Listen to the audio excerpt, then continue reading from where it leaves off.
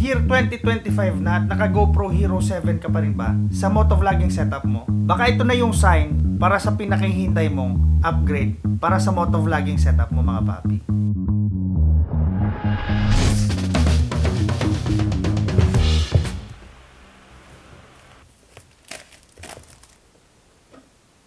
Insta360 X4. So dito sa box mga papi, unang-una nyo makikita yung unit.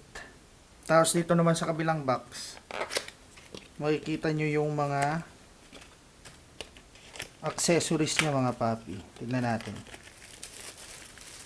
May pouch. O sa loob ng pouch, makikita nyo na to.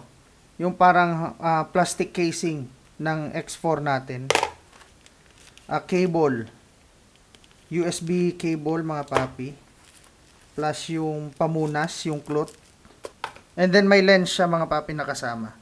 Yung protective lens na inilalagay dito. Okay, for the next camera mga papi, buksan natin tong Osmo Action 4. DJI Osmo Action 4 dahil nagkaroon na rin tayo ng DJI Osmo Action 1 mga papi. So, ang nabili kong DJI Osmo Action 4 ay yung tinatawag nilang Adventure Combo.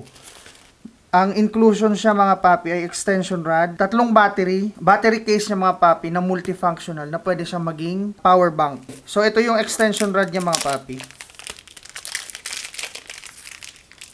Extension rod. Tapos yung accessories na dito. Cable. Yung pang mounting niya mga papi. Ito yung pang mounting. Tapos 3 battery mga papi. So tignan natin yung camera mismo. Ito na yung camera guys. And this is it. Oh, yus oh. Napakaganda guys. Napakaganda. Napaka-premium nung quality niya. So, may screen siya dito. Malaki. Tapos may screen din siya dito sa unahan. Tapos ito na yung lens. So compare natin siya sa GoPro Hero 7 mga papi sa size. Mas malaki siya. Ayan. Pero sa gaan, halos pareho lang naman sila mga papi. So that's it mga papi. So ito na yung bagong camera na gagamitin natin for our motovlogging adventures mga papi. Insta360 X4 at isang DJI Osmo Action 4 mga papi. For the last 4 years, I've been using GoPro Hero 7. Ito na yung itsura niya mga papi. Ayan Dalawang Hero 7 ang ginagamit ko. Ayan yung pang front ko. Nilalagay ko sa motor. Tapos ito yung sa camera. Alright mga papi, so for the last 4 years, I've been using GoPro Hero 7. And napakarami kong problemang na-encounter pagdating sa GoPro Hero 7. Napakamahal ng accessories katulad nung microphone adapter, 2,500 to 3,000 ang mga presyohan niya. Tapos, battery napakamahal, overheating. Tapos yung mga battery na bibili ko mga papi, usually, napakabilis niyang lumobo. So, minsan, yung mga video natin na nakukunan ay naka-freeze.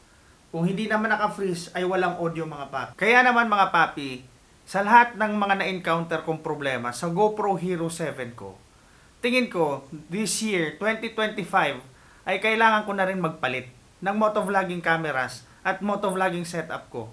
Para naman mas ma-improve natin yung quality ng mga videos na ilalabas natin for the next year mga papi. And I think that's it mga papi para sa unboxing natin para dito sa DJI Osmo Action 4 at Insta360 X4 natin mga papi.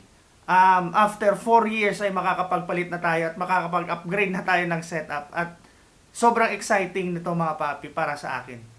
So, kung nagustuhan nyo itong video na ito mga papi, please do like, comment, share, and subscribe para sa YouTube channel ko. And then follow nyo rin ako sa ibang social media accounts ko like Facebook, TikTok, and then Instagram mga papi. So, see you sa next content mga papi. Set up natin to. Let's go!